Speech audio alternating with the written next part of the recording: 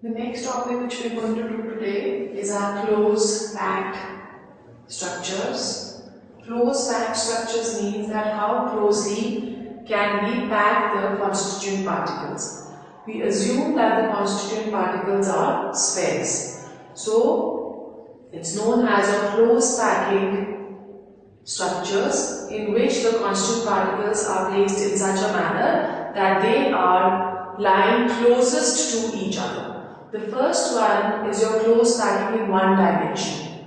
What do we understand by one dimension? One dimension is that we are just taking a few pearls and we are trying to thread them in one single thread, just in such a manner so that we just get one single row of the constituent particles. Over here, if we are taking any central sphere, we see that there are two spheres which are simultaneously touching the central sphere. This is known as the coordination number. So coordination number is the number of spheres touching the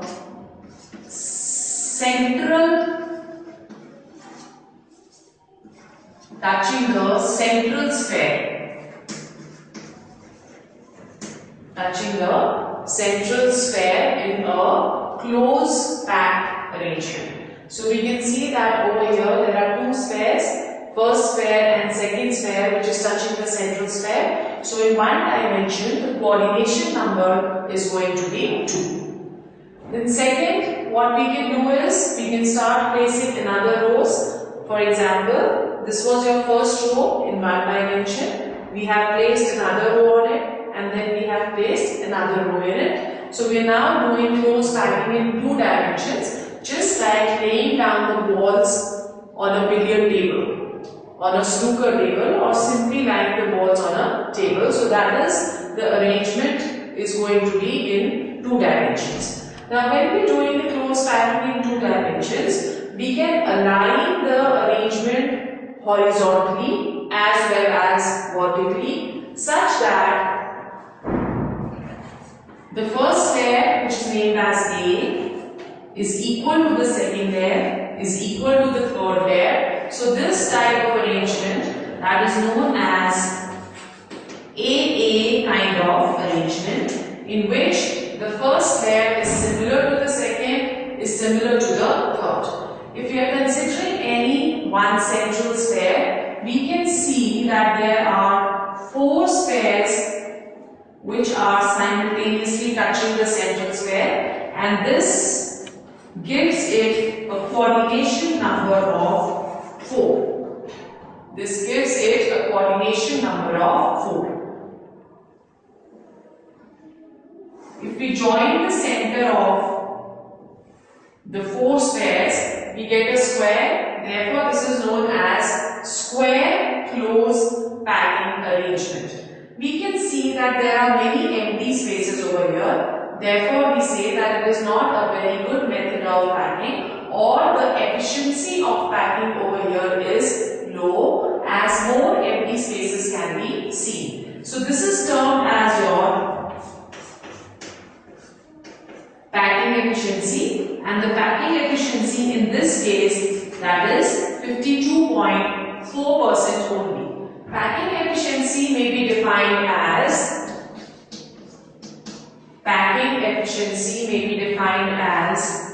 percentage of total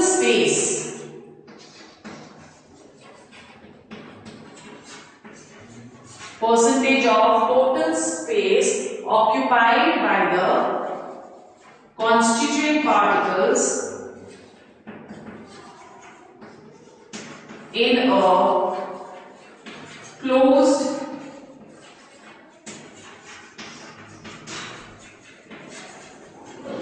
packed structure. Percentage of total space occupied by the constituent particles in a closed packed structure, that is packing efficiency. Greater the packing efficiency, more stable is the crystal. So over here your packing efficiency, that is 52.4. So this is not a very efficient method of packing. Then let's go on to a more efficient packing arrangement. Over here, the first layer is similar to what we have done in one dimension. In the second layer, we are trying to fill in the gaps. We are trying to fill in the gaps such that the available space is less and the packing efficiency over here that increases. Again, when we are looking at the arrangement, your first layer is different than the second layer. Then the third layer is similar to the first layer. And the fourth layer is similar to the second layer. So this is known as AB kind of packing arrangement. AB kind of packing arrangement, where the first layer is similar to the third, the second layer is similar to the fourth. If you are taking a central sphere over here, we can count the coordination number. So we can see there are 6 spheres which are simultaneously touching the central sphere. Therefore, the coordination number in this case is going to be equal to 6. If we join the centers, we get a regular hexagon. So this is known as your hexagonal close packing. The packing efficiency in this case is more than the square close packing. So we say that the packing efficiency is 60.4%. So this is a better method of packing the constituent particles in 2 dimensions. After packing it in 2 dimensions, now what we can do is, for example, this is your first row, we can place another row on it. Then we can place another row on it, just like we are filling up one box with words. That is your 3 dimensions. The 3-dimensional close packing that arises from 2-dimensional close packing. So first we are going to consider your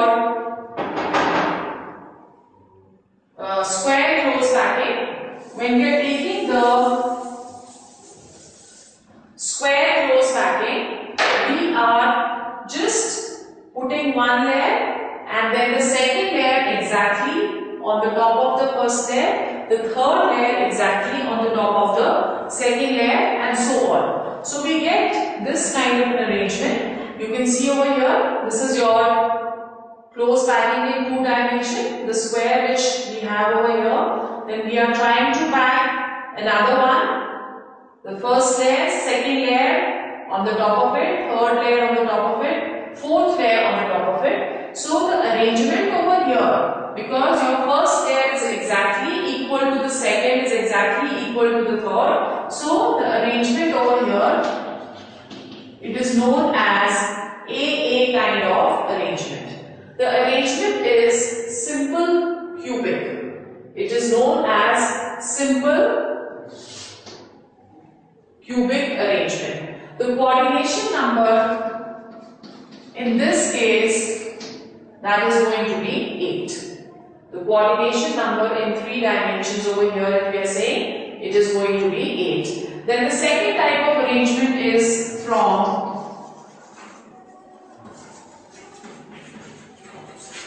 hexagonal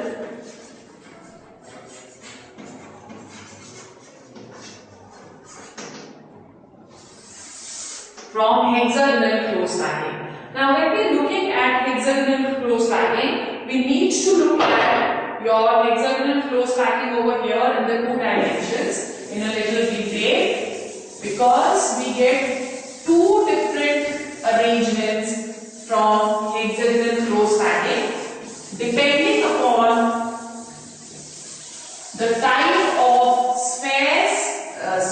the type of empty spaces which are present. So let's go on to the 3-dimensional close packing from hexagonal close packing. So we are drawing the arrangement once again.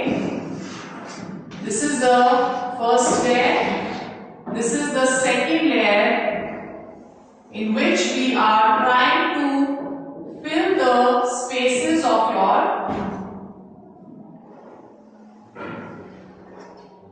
first layer.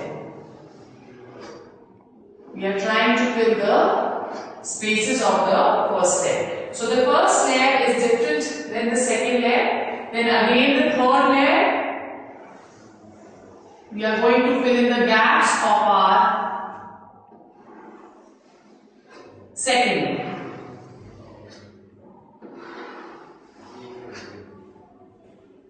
Okay, so now what we can see over here that we have two different type of spaces. Let's mark the spaces, the empty spaces over here as A. Right? First layer, empty space, which is going to be A, again A. Then when we are filling up the second layer, let's mark the empty space as B. This is what your empty space over here is. Again B and B. So we have two types of empty spaces. The empty spaces over here is given one name, which is known as voids. So we have two types of empty spaces. One in the first layer, which is a triangle. Okay, and the second one is an inverted triangle. You can see the B space. Now when you go on to our third layer, this layer over here again, this is A, this is A, and this is A. Similarly, this is going to be B, this is going to be B, this is going to be B, and this is going to be B.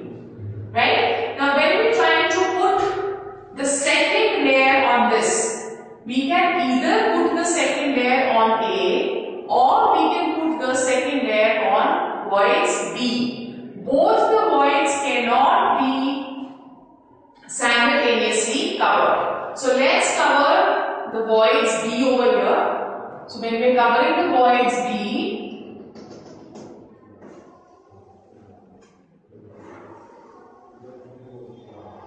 this we covered void B.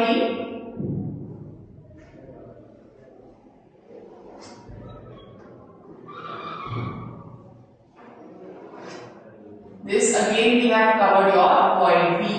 So over here we are covering void B. Here we are covering void B, and here also we are covering void B. Now in this case, when we are covering the voids B, let's cover the next one also. Over here, this is your void B. So we are going to cover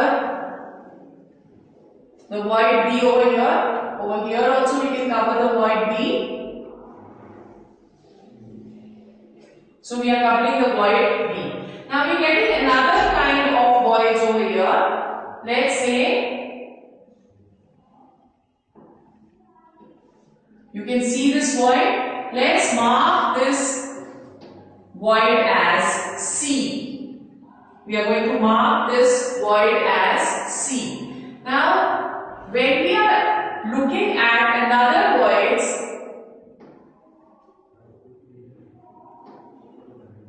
over here, this we have marked as C.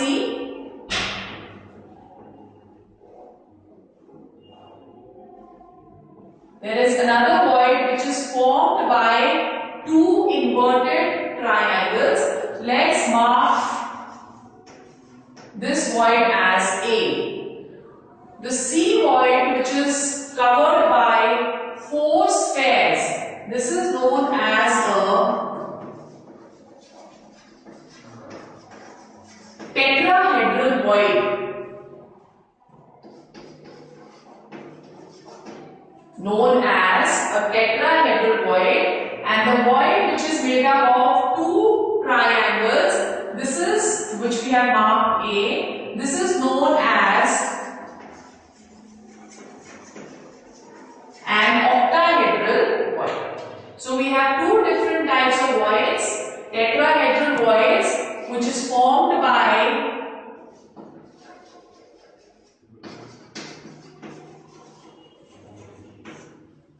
which is formed by 4 spheres, and octahedral void, which is formed by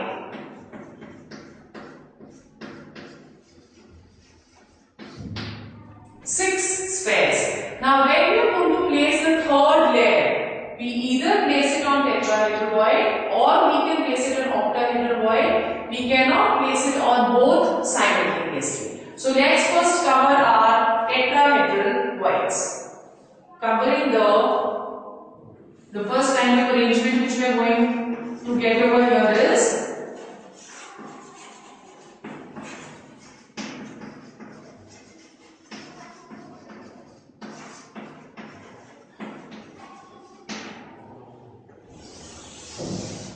covering the tetrahedral voids. When we cover our tetrahedral voids, the arrangement is going to be AB-AB type, in which the first layer is different than the second layer, but it is similar to the third layer. So let's see what is the kind of arrangement which we are going to get over here.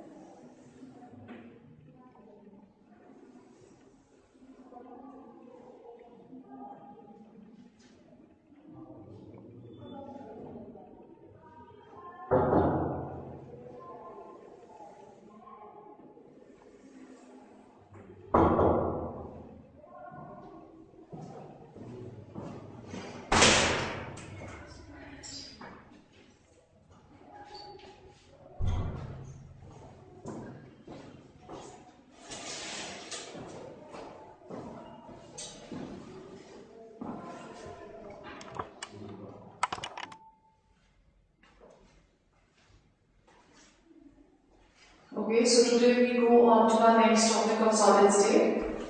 Your lecture is 1.3, types of crystal lattice and number of atoms per unit cell.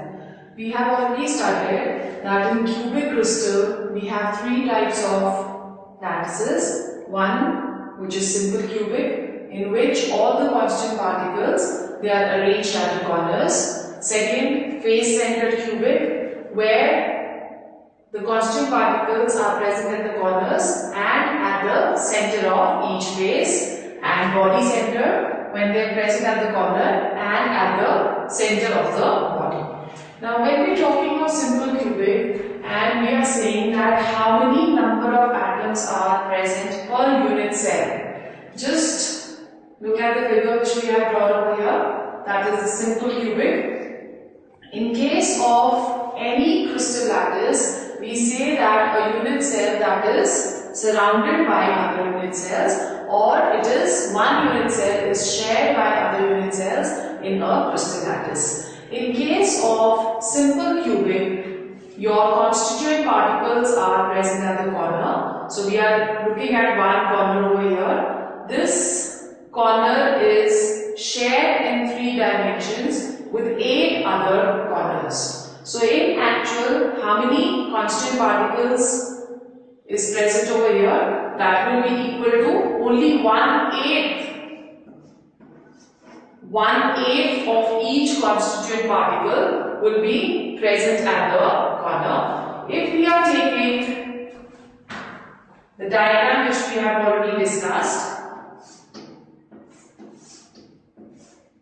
that is your illustration of simple cubic. So we are saying in simple cubic they are present at all the corners. How many corners are there? 1, 2, 3, 4, 5, 6, 7 and 8 corners, and each constituent particle is only 1/8 present over here. So we have 1/8 into 8. In actual, there is only one atom present per unit cell in a simple cubic crystal lattice. The second one is your face centered. So in case of face centered,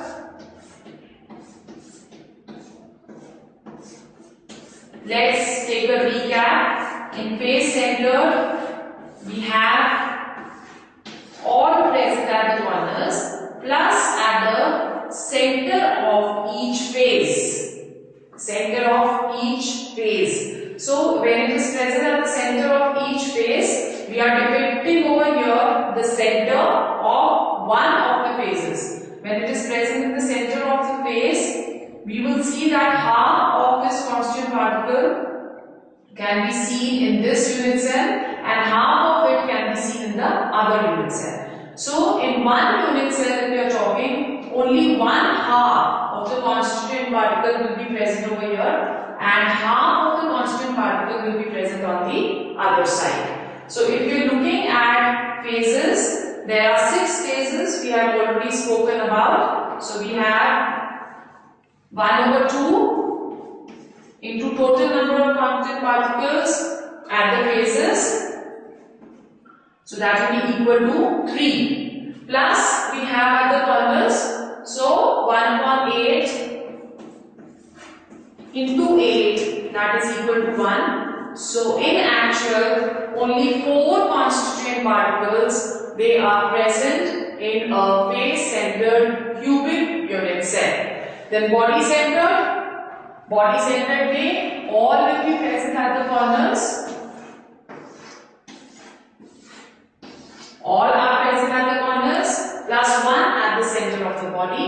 The one which is present at the center of the body is not shared by any other unit cell. So this is present as a whole particle in one unit cell. Rest, when we are going to the corners, we have 1/8 into 8, that is going to be equal to 1 plus 1 at the center of the body. So how much do we have? In total, we have 2 constituent particles in a unit cell. So just take a recap once again. In simple cubic, only 1, because each corner is shared by 8 other unit cells. So only 1/8 is present at the corner. Total number is 8. 1/8 into 8, that gives us 1. In face center, at all the corners and at the center of each face, there are 6 faces. Half would be shared by one unit cell and the half by the other unit cell. So we have half into 6, that is equal to 3, and the contribution of the corners, 1/8 into 8, that is equal to 1. Total number of constant particles, they are going to be equal to 4. In body centered cubic, it is 1/8 into 8, the contribution of the corners, plus 1 as a whole present at the center of the body. So total, that is going to be equal to 2. So these are your types of cubic crystal and number of atoms per unit cell. This topic is very, very important.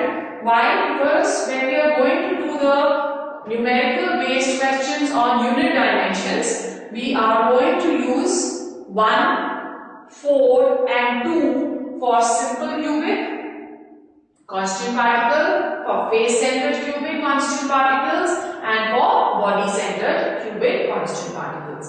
Now when we are talking about this, we also need to know what is the relationship between nearest neighbor distance and the radius of the constituent particle. The constituent particle is generally taken as an atom or a molecule, and we know that the atom and the molecule, that is a sphere. So when we are talking of nearest neighbor distance, distance between the neighbors and radius of the constituent particle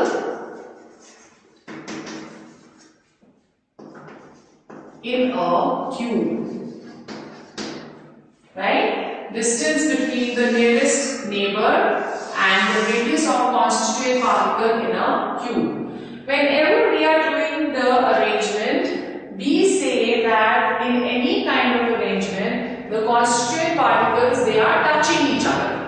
Right? So, if we are taking, say, the first one, simple cubic, where all the constituent particles are present at the corners. Let's show it figuratively.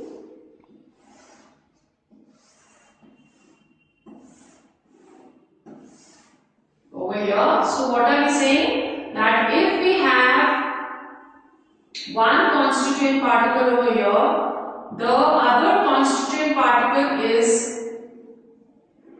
assumed that it should touch each other, and the same goes for all. For all the corners. Therefore, if it is drawn symmetrically, we can very easily show that all these pairs, they are touching each other. Now, when they are touching each other, the nearest neighbor distance in this case, that would be what? From here to here, the distance between the centers of the two constituent particles.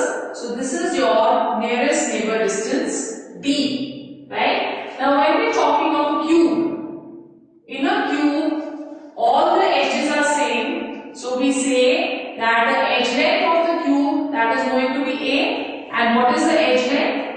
This is the edge length, that is A. So the distance, that would be equal to what over here? That would be equal to the edge length, D is equal to A, and what is going to be the radius? Radius is half of your distance, so radius becomes equal to A by 2. For simple cubic, the distance is taken as A and the radius that is taken as A by 2. Same can also be calculated for face center. So let's go to face centered cubic. FCC arrangement. FCC arrangement. In FCC arrangement, the constituent particles are present at the corners, plus they are present at the center of each face. They are present at the center of each face. Again, all of them, they are touching each other. So instead of showing all, I am going to show just one face. So if this is one constituent particle,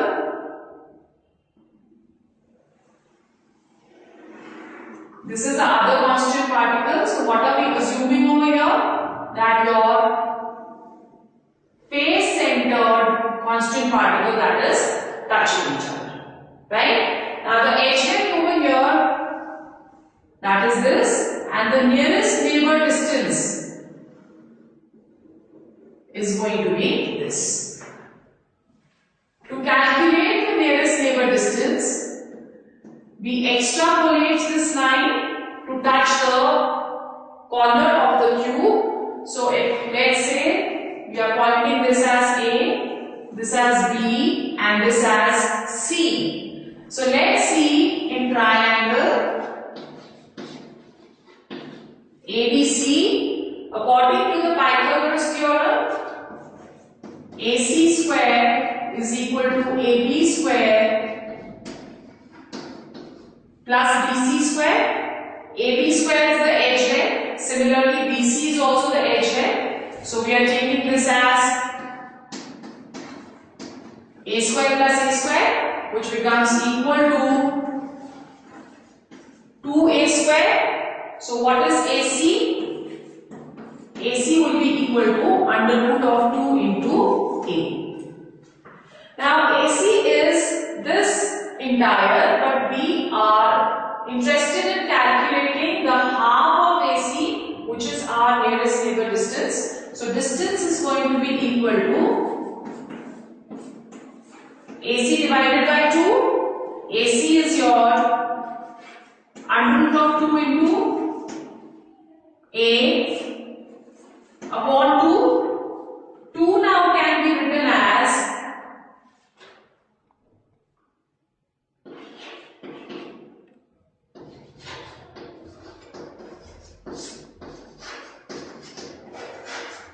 under root of 2 into 2, right? So this and this is cancelled. So distance that becomes equal to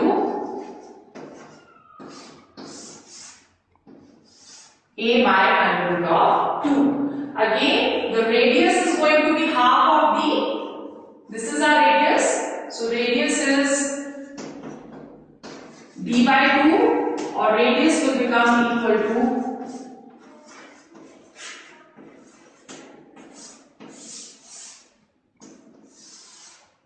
a by 2 under root 2, right? So distance a by under root 2 and r is equal to a by 2 under root 2.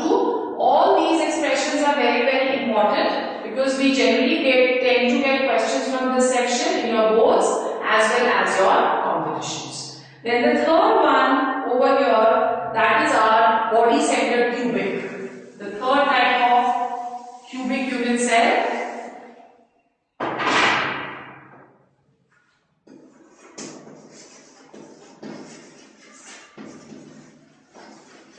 Body centered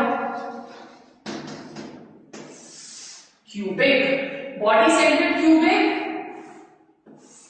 we have constituent particles at all the corners plus at the center of the body.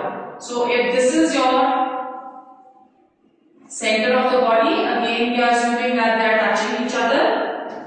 They are present in all the corners,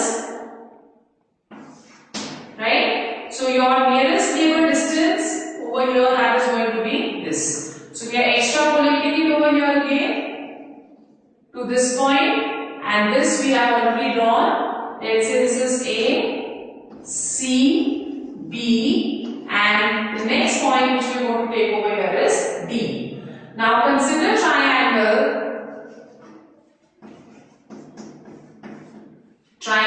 ABC. Again, according to Pythagoras theorem, AD square will be equal to CD square plus AC square. AD square is equal to CD square plus AC square. Now over here your CD square would be A square. And plus AC square we have already calculated over here. That is going to be equal to 2A square. AD is equal to 3A square, and AD square is 3A square. AD is equal to under root of 3 into A. Again, when we are calculating the distance, what is going to be the distance? Distance is half of AD, that is equal to under root of 3 by 2 into A, and R is half of B, so your R over here becomes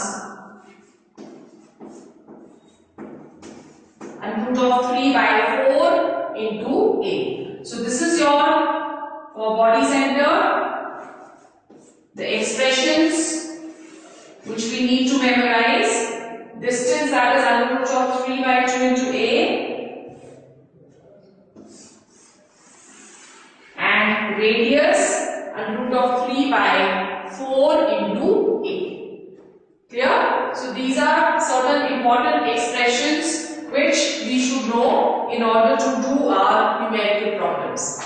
Then the next topic which we are going to begin today, that is your closed packed structures. Closed packed structures. What do we understand by closed packing? Closed packing means we are arranging the constituent particles in such a manner that each constituent particle is touching the surrounding constituent particles. Okay? Or in other words, we are saying that each constituent particle that is touching the neighboring particle. When we are arranging our constituent particles in a closed packing,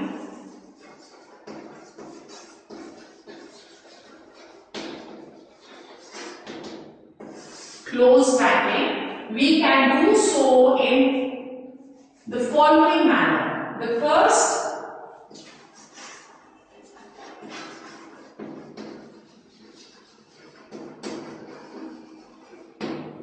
we are packing the constituent particles in two dimensions. Two dimensions means that we are just taking a single row, considering a single row of constituent particles, just as it pearls in a garland. So, we are just taking one single row. If we are looking at the center one, we can see that it is simultaneously touching two spheres. This is known as the coordination number.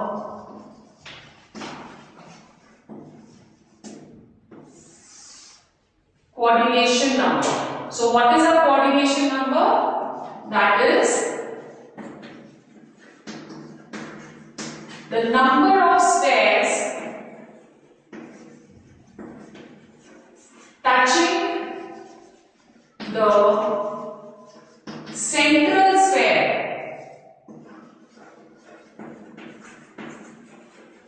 Central sphere in a closed packed arrangement. So over here, when we are looking at the coordination number, in this case is going to be equal to 2, because there are two spheres which are simultaneously touching the central sphere. So 2 dimensions is a very easy kind of closed packing, which generally does not take place in our crystals. 2 dimensions is not common in the crystals. The second one we have is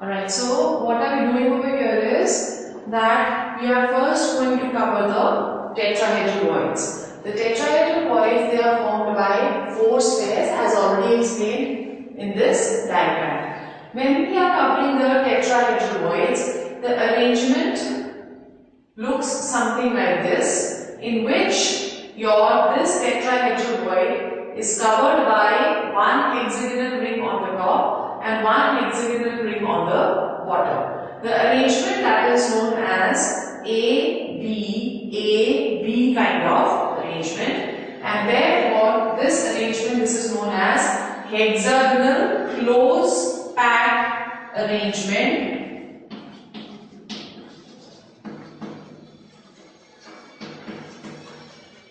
in 3 dimensions. Hexagonal close packed arrangement in 3 dimensions. The coordination number over here is 12, as one sphere that is touched by 12 other spheres. The packing efficiency is much better than what we had done in the 2-dimensional close packing. The packing efficiency is 74, and example which we can take over here is that of magnesium and zinc. Now, once we have covered the tetrahedral voids and the arrangement which we received or we got was your HCP arrangement, let's try covering the octahedral voids.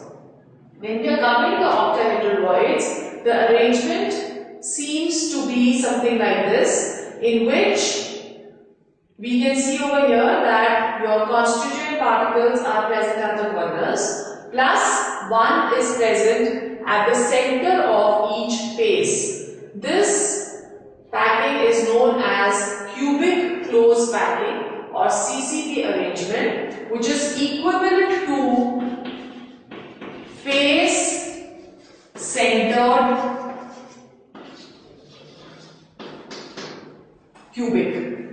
Face centered cubic. So your cubic close packing and face centered cubic, they are equivalent to each other, or we can say that both are same and can be taken as counterparts of one another.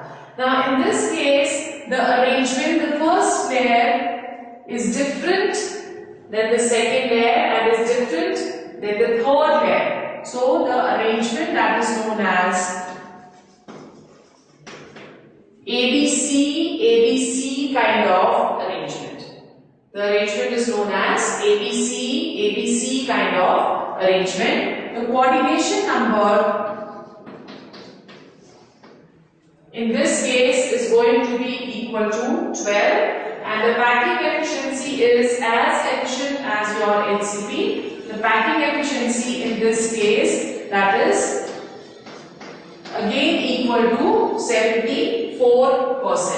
Example which we can take over here is your sodium chloride, NaCl, that is an example of CCP or face centered cubic.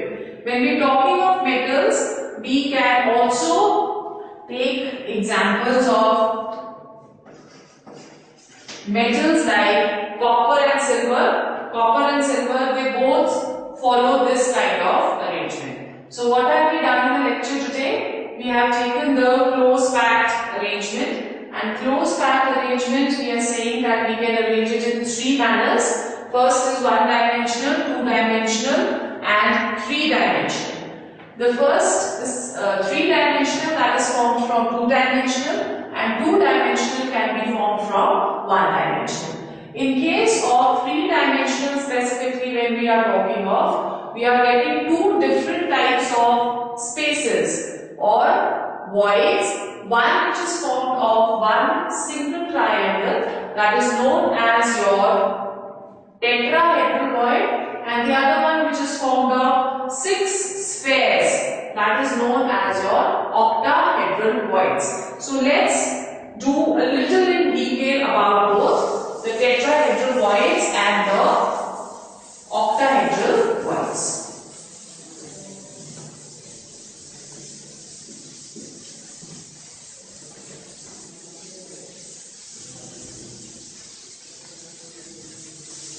Tetrahedral voids and the octahedral voids.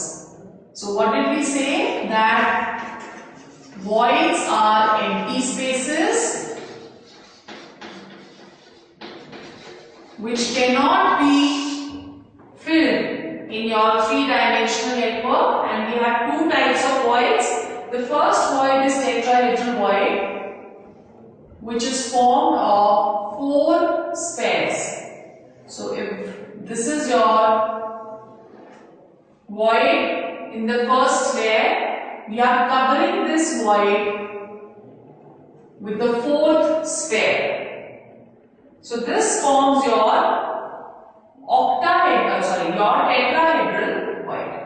Why it is known as a tetrahedral? As it forms a regular tetrahedron. As it forms a regular tetrahedron. For every one sphere,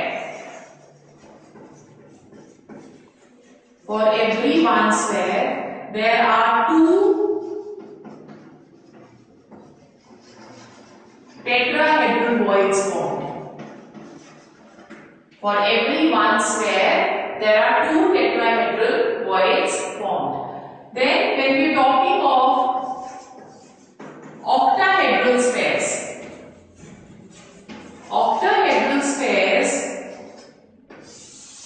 are formed from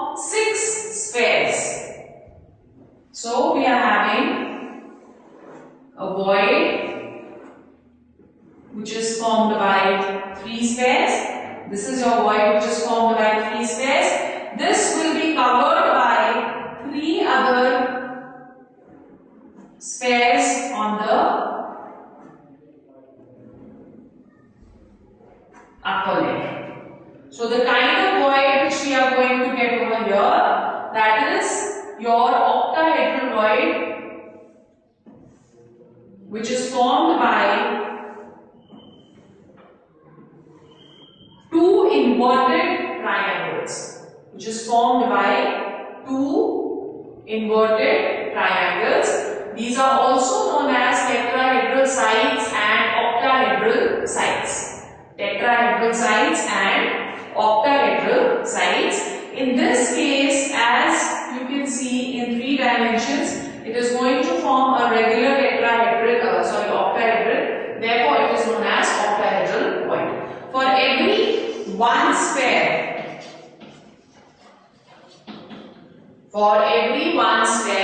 there is going to be one